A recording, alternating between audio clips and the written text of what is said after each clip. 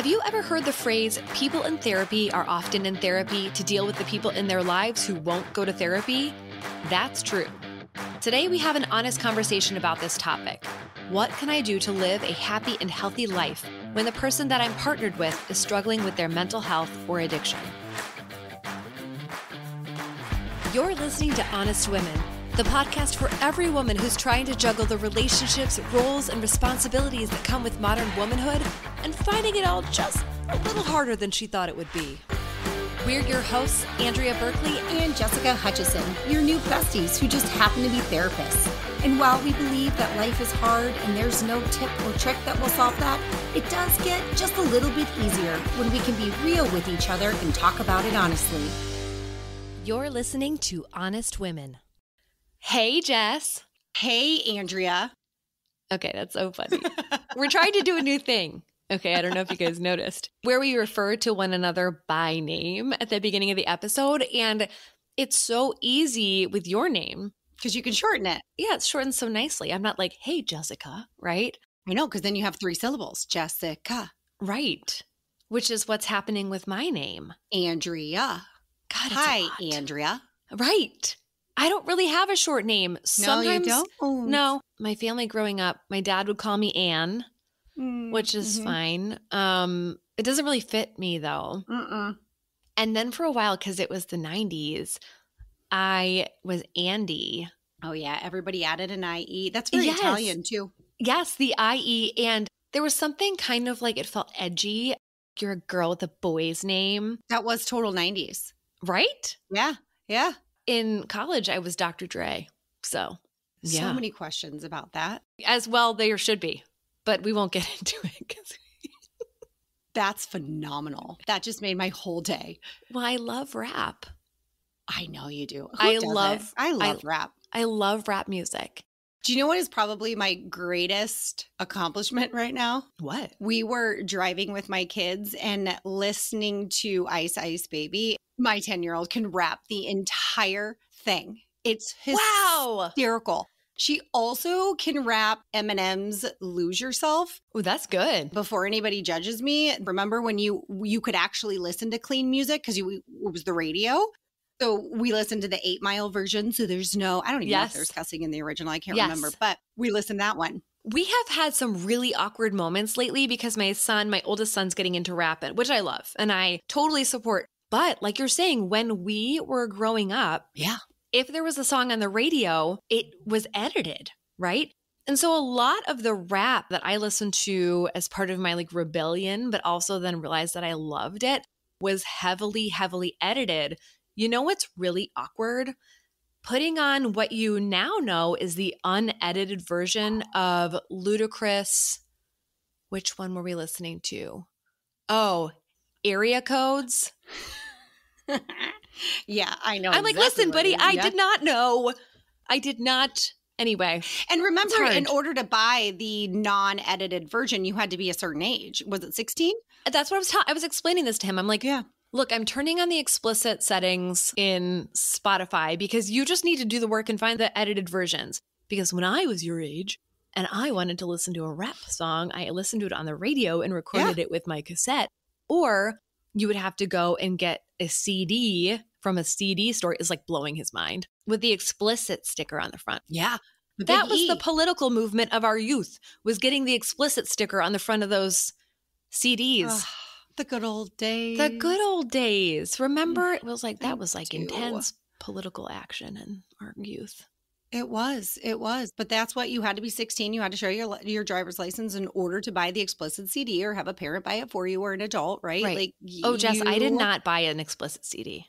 You know that I grew up very religious. And my first 2 albums were Jagged Little Pill. Oh, good one. Yes. And Coolio. That's the other one my daughter can rap, Gangster's Paradise. Oh, I love Gangster's Paradise. Well, one day, that is one of my favorite songs of all time. Because it's the best song. It's the actual best song, and I definitely listened to it this morning. It's never going to be not good. Oh, it's such a good song, and it's clean. It is clean. It's clean. It's actually, the whole song is actually clean. Full fucking circle, Jess. That's what I say to that. See? We went there. We did. Also, I just want to listen to some 90s rap right now. You're going to feel better. Maybe that's the point of this episode. Whatever ails you, whatever really impossible, difficult life circumstance you're facing, the only answer we can give you is 90s rap. That is our recommendation for all people listening. If for you're all, having a for bad all day, things, for literally put on a all little things. Coolio and just go there. Actually, this is going to be a tough transition now. I know. Okay. This is hard. Mm-hmm. There's a reason that we've been like just low key avoiding it as we get into this. Also, we love rap, but it's a hard one. Mm-hmm. Let me just tell you what happened. So we got an email from one of our beloved Honest Women listeners a couple months ago. Actually, were we low key avoiding answering this question for a couple months? Maybe? Yes, we were. Okay. To our listener who wrote in, we want to get this right for you. So it took us a little while. Can I add the caveat of why we avoided it a little please. bit? Okay. So a part of it was having our own personal experiences with somebody who struggled with addiction. And mental health. Mental health, right? And so we like to be personal and transparent about things, right? So I think for both of us, the avoidance was, do we go the clinical route? Do we go the professional route, what we know? Or do we go the personal route? Do we want to go there? That's the struggle. Yes. And before we get back to the email, did you guys know that you can email us at any time? We have an email address, hello@honestwomenpodcast.com. And you can ask us your questions. And even if we have to low-key avoid them for a little while because they're really tender and we want to get them right, we will answer them. Yes, we will. First, we'll answer your email. And then we will thoughtfully answer your question or your concern or your hot topic or whatever it is that you want to hear from us. We will do it on this podcast. We really do want this to be a community and a conversation that includes you. Okay. So this is the email that we got. I was wondering if you could do an episode on being married to an addict or a partner with a mental health issue and how we can cope as wives. Yeah, it's a big one. It's a big one because I remember reading it the first time, and actually as you read through it, I have goosebumps because it was a very short and to the point email, but I could also feel her helplessness through the words. Yeah. I could just feel it. Yeah. And I get this question a lot in my therapy practice. I work with people, with women especially, that are just the most amazing, most kick-ass, holding it down women who are dealing with this issue in their own marriage. And who come in, and I don't know if this happens with you, Jess, but sometimes they come in and they apologize. Like, I'm sorry. Like, I'm such a broken record. I'm like, first of all, you and all humans. Sorry. Did you expect to have like new content every week? No. But sometimes the things in our lives that are so hard to deal with, they're not one and done traumas. A lot of times they are having to do with people in our lives that are struggling and trying to figure out how to live when that is your situation. Oh, yeah. So let's talk about this issue a little bit. Where do you want to begin? I want to begin with a little bit of a sense of why might someone find themselves in this situation? I just think that we're so hard on ourselves. We say, how did I do this? Why did I make this mistake? And that doesn't really serve you. Nobody wakes up and says, I want to have an addiction issue or a mental health issue. And also nobody wakes up and says, I want to marry a partner with an addiction or a mental health issue. You didn't know. And we just want to have so much compassion for whatever it was that brought you to that relationship. A lot of times in our 20s, you have a lot of not healthy patterns and behaviors in people. Right. Totally. And it's gotten worse over the decades, right? Yeah. It's not great. So it is really easy to look at a partner and say, oh, well, they're doing the exact thing that everybody else around them is doing. As soon as they get older, it will change. Right. It is very easy to be naive. Totally. Because we've got a lot of evidence to support that what they're doing at that time is okay. Yeah. Like, oh, it's just a phase. We all binge drink, right? To be fair, age appropriate. I did too. Yeah. So it's very culturally, when we have a society of excess, we go, oh, we'll just grow up. Well, guess what? A fair portion of people don't. And they carry that behavior through their lives. Also, to be fair, sometimes these things develop after the fact. I was just thinking that too. It doesn't mean it was there initially. Right. Especially with mental health issues. Oh, yeah. Even like very serious mental health diagnoses often don't happen until someone's in their 20s. Yep. You might already be in love with them, or it might have been managed and now it's not. Also, I think sometimes if you grow up in a house where there isn't alcohol or drug use or there isn't a mental health issue, you kind of don't know what to look for. Truth. And then if you grow up in a house where there was, you learn to caretake. You might feel like if you just do a good enough job, then they will get better. Mm-hmm. You learn that at a really young age. It can feel comfortable. For sure. So, I mean, logic could say, no, I don't like this, but the emotion, the young child in us could be like, ooh, this feels comfortable. Yeah, this is what I know. This is what I know. So there's a lot of reasons why someone might be in this situation, struggling with addiction or mental health issues, and why they're not getting help. And there's also a lot of reasons why you might be partnered with someone who has addiction or mental health issues. So let's talk about what now. There's a lot of things you can't do. Let's start with the things that you cannot do. It brings up the idea or the concept of free will. And I think free will is such an important concept for people to understand. Mm-hmm. You cannot force somebody. You cannot shame them into. You cannot bully them into getting help. It doesn't work. It has to be their choice. Now, I will say, I have some strong thoughts and opinions about how we treat addiction in our country. It's very different than a lot of other countries. I'm drawing a little bit from Gabor Mate's work in addiction. He's fantastic. I really enjoy how he speaks to addiction. But one thing that he's called out in American addiction culture is that we don't bring families in. Mm-hmm. And I see this actually more now from a mental health standpoint. And I'm not for it of shutting families out of care because your family is your support, right? Your partner is your support. They have to be included in that process and they have to understand how to support you. And also they need to be told how to support themselves. Yeah. And we don't see that often. It's just more like pluck the person, put them in some treatment, fix it, put them back, and it should be okay. Right. And that, my friends, is a beautiful fantasy. Right. So you can't make someone go and do X, Y, and Z. And you can't just expect to like snap your fingers or they snap their fingers and fix it. And you can't do someone else's healing. And you definitely don't want to become their therapist. No.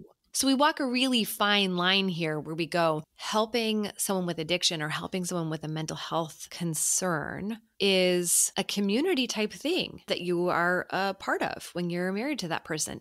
And you're not responsible for their healing. You can't make it happen. You can't be their therapist. You can't take it all on.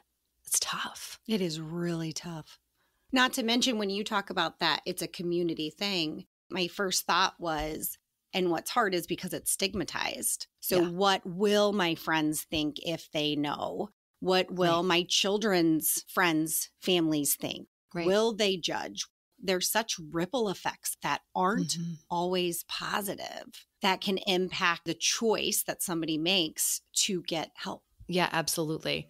I mean, you definitely can't go onto Facebook and put your spouse on blast and be like, well, Tim's relapsed again. I mean, you can, but you can't. I'm putting it in the can't column. I don't recommend it. Yeah. I'm asking you not to. Please don't do that. Nobody wants. No, please don't. Right. And yet we have to find a way to find community. Two other things that come up so often in this conversation, especially in my therapy room. One is I'll be working with somebody who has a spouse struggling with addiction or a mental health issue, and they have children with that person. And they'll ask things like, well, how do I make sure my children are not harmed by their behavior? And that's one thing you can't do. I didn't mean to laugh openly, but I kind of chuckled because it's kind of, ugh. There's no easy answer and you actually can't, right? It's another, Right. You cannot completely take away the impact of someone's addiction issues and the behaviors that go along with that or their mental health struggle if it is not addressed. You cannot do that. There will be implications, right? And can we just back up a second and notice that we're not supposed to live lives that are free of distress? Thank you. Yes. We are never supposed, that is not the line of being a good parent. that there's no distress or bad things that happen in your lives or in your family, that's not realistic. So that can't be our goal, to make sure that my kids don't end up in therapy. Shit, just start saving for your kids' therapy. Totally. It's not a marker of good parenting. To be honest, I'm literally being honest.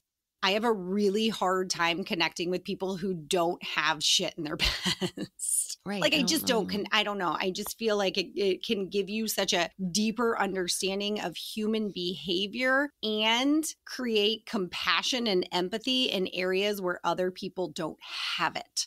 So not all quote unquote bad situations that you experience as a child create bad things in adulthood. Sometimes they actually create beautiful personality traits like empathy, compassion, understanding, resiliency, all of these. Absolutely. And I also just want to make sure that our listeners hear that if you're asking me, how can I moderate the impact of what's happening in our home for my children? I will tell you, you're already doing it. Totally. All of the research that's done on adverse childhood experiences says that all a child needs is one healthy, safe adult. You are that person. That does not mean you have to be perfect. But you cannot take away the things that are happening. You can't make them not know what's happening. But you can be a person who is doing your best to be safe and stable and available. And you can only do that if you take care of yourself. Yes. And that is enough, by the way. That is enough for your kids. Also, therapy. It's fine. It's fine. Hey there, fabulous ladies. Ready to kick mealtime chaos to the curb? Say hello to your best friend, Factor Meals. No more scrambling for breakfast, lunch, or dinner. Just grab a gourmet dish from the fridge and bam, you're good to go. And let's not forget about the smoothies. My son can't get enough. They're not just healthy, they're a taste sensation. You'll fall head over heels for Factor Meals, just like I did. With Factor, you can rock your busy schedule without sacrificing flavor or nutrition. Whether you want 6 meals or 18 meals a week, it's all up to you. Plus, you can hit the pause button or mix up your deliveries whenever life throws you a curveball. Say goodbye to mealtime madness and hello to hassle-free eating with Factor Meals. Head to factormeals.com/Jessica50 and use code Jessica50 to get 50% off. That's code Jessica50 at factormeals.com/Jessica50 to get 50% off. So let's talk about what you can do. Before we jump into all of this stuff, I just want to note, this may feel impossible if you're in a crisis situation, okay? So let's say that you have a spouse with a very serious mental health diagnosis and they are in a bad way. And we're talking about trying to keep someone out of the hospital or trying to get someone into the hospital, talking about trying to keep somebody alive. Or you've got a spouse that has an addiction issue and it has gone off the rails. We are on a bender. Or they have just sold your wedding rings for drug money. Okay, this may feel impossible in that moment. And it's really important that you start to get to this stuff as soon as possible because you are worthy of time and care.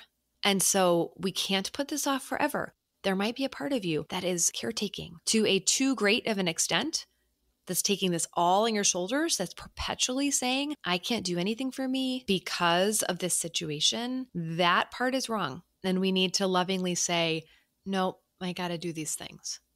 So what can people do, Jess? I just want to say that was beautifully stated. And it's also really important to just differentiate between a crisis, right, and a not crisis. Because I think in a time of crisis, you actually should act. You should take that person somewhere. And so I'm glad you added that caveat because it's different from every day versus a true crisis situation when the person is truly at danger.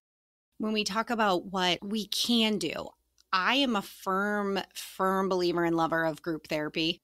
After losing my dad to suicide, I went to a number of therapists who checked the grief box on Psychology Today. Had no idea. They shouldn't have been practicing in that arena. That kind of negatively impacted me. However, it did lead me to finding a group for survivors of a suicide loss. And I will forever say that that was the one thing that single-handedly helped me more than anything else. because when you can sit in a room with other people and literally say anything about your experience and have people nod their heads with a level of understanding that you can't get in the outside world, there is nothing like it. That is a big one. And what we can do is seek out groups, organizations, resources to find other people that are struggling with something that you yourself are also struggling with. Yes, yes. There are groups for if your partner is struggling with addiction, if your partner is struggling with alcoholism versus drug addiction. There's also groups for your kids. Yeah. Right? Yep. Growing up in a home like that. So those are all 12-step programs. They all have these groups, and we can link some resources in the show notes. There are family support groups through NAMI, for example, for people who are living with and loving somebody who has a mental health issue. So you are not alone. And being in a room with other people who are dealing with these things, it's going to help a lot with that stigma, and it's going to help a lot with your isolation. It's really, really important. I love that you brought that up. Also, individual therapy is important, but like Jessica said, you've got to find the right individual therapist. So do your due diligence, man. Interview this person. Also, if you start to feel like your therapist is expecting you to do something, so let's say you're married to somebody who is an alcoholic, and you start to feel like your therapist is like, well, come on, just get a divorce. Come on, just do this. When you start to feel like your therapist is trying to push you into action, or you feel like they're getting tired of you, this is different than being nervous about that. But if you start to feel that in your sessions, like it's time to find a new therapist. Agree. Because that's not helpful. You're going to get that in your real life. Also in your real life, you need to maintain connection with people, right? Ideally, the ideal would be that you do have some people in your life who know what's going on and are willing to offer you that support. You know, maybe it's taking your spouse to a therapy appointment or a treatment program, or, you know, maybe they just know things are bad and they bring you a meal, or they help out with your kids, or they let your kids have a sleepover, or whatever. If you have those people in your life, lean on them. If you have a friend that you can be honest with them. And just know this is why we recommend therapy. Sometimes people aren't great at holding that space. Sometimes people in your life do expect you to just get divorced already, or whatever it is. They do roll their eyes when you bring up the same thing. And that's when, you know, you just want to give that relationship a little bit of a breather. Not that you need to not be a friend with that person or a family member with that person. It's just that you know that they're not your support for this season. But whatever you do, you can't be isolated. And I think another thing we can do is look at our own behaviors. So I have pointed out to people gently what is supportive and what is enabling. And that is a really important piece of it. And I think a lot of times when people are struggling with getting help and there's that fear, one of the fears can be loss. I'm going to lose people who love me if they know. And that's where being able to tell somebody that you will support them on that journey, if that's what you choose. Not everybody has to choose that, but if you want to stay with the person and it's a supporting them in their treatment, their recovery, their whatever you call it, but also drawing a line of, but I can't continue to support this behavior. Boundaries are really hard. Oh, yeah. Especially if you're naturally a caretaker. Right. Not easy. This is a different conversation if you are, let's say this isn't your spouse and it's an extended family member. Okay, it's easier to draw those boundaries. Being married to or being the parent of someone who's struggling with one of these things, it feels really, really hard to figure out what's supportive, what's enabling, what you can say no to, what you can actually not do. It's hard. It's confusing. And yet that's part of your work. You might also look at your own behavior and go, what am I willing to do with this person? So maybe you have someone who's struggling with substance use and you say, okay, we'll be sober at home. We don't keep alcohol in the house. I don't drink when we go out together. Maybe you're willing to do that. Or, you have a spouse that's really depressed and you go, hey, we know exercise is actually as effective when done at a certain level as an antidepressant. And so instead of being like, you need to go to therapy, you need to go to therapy, you need to go to therapy, you say, let's sign up for a 5K. Come on, let's go do it together. So you find ways to support that are actually helpful. So I do want to acknowledge that it's okay to expect change, and it's okay for you to change, and it's okay to acknowledge that these things take time too. I think an important piece of it all, and what I have seen within my own practice, is when somebody feels helpless, they feel like they've tried to assist, support, and the person's just not budging. That to me is the crossroads where we decide to focus on ourselves. Mm-hmm. And that can be the one thing that we feel like we can control. And I've done this with women. I've worked with women on this before, where it's not saying I give up on you, I leave you, but how can I work on me? Mm-hmm. How can I work through a fear of abandonment that I've had my entire life? How can I work through the fear of losing this relationship? How can I work through how scary it is to draw a boundary? Mm-hmm.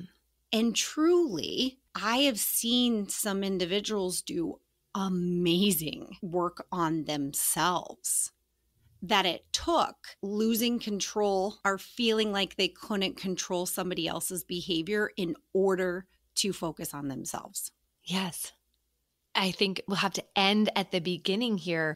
The thing that we didn't mention before is that what you can do and what you have to do is you have to take care of yourself. This is very unsexy work. This is not the answer that people want to hear when they come into my office and they say, tell me what to do. They don't want to hear sleep every night, exercise every day. Come in and get the mental health support you need in therapy or in a group. Stay connected to people. Meditate. They don't want to hear those things. But when you're in a stressful situation, you need those things more than anybody else. And also, FYI, when you grew up in a stressful situation, your body needs these things more than anybody else. That is what we learned about adverse childhood experiences. So let's just say that you grew up in a home where addiction was an issue and now you're married to someone where addiction is an issue.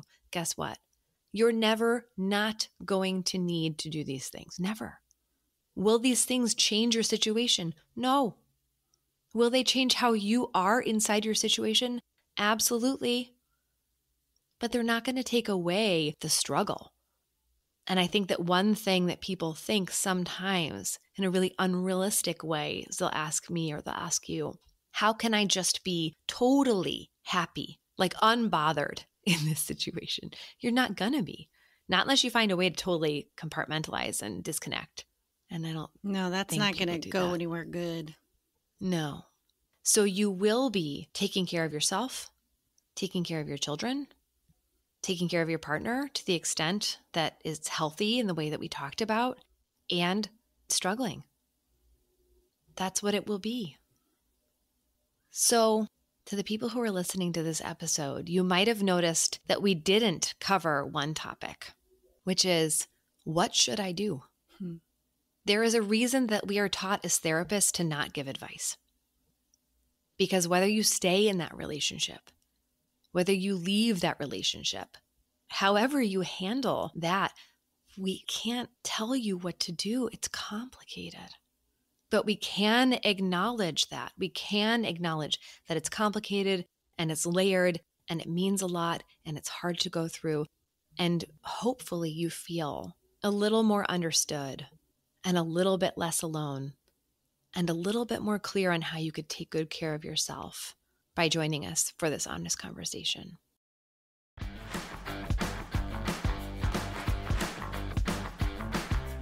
You've just finished an episode of the Honest Women podcast. We are so honored that you would spend this time with us. We have so much more where this came from and don't want you to miss a minute. So please, right now, take a second to follow the show. While you're there, leave us a 5-star rating and a review. It's the best way to help other women find our show so they can join the conversation. And if you have a friend who could use a little more honesty in her life, and who couldn't, send this episode directly to her. Actually, send this episode to anyone you want to. Everyone's welcome here. We'll be back next Wednesday speaking some truth and feeling some feels. Until then, hang in there, ladies. This has been Honest Women.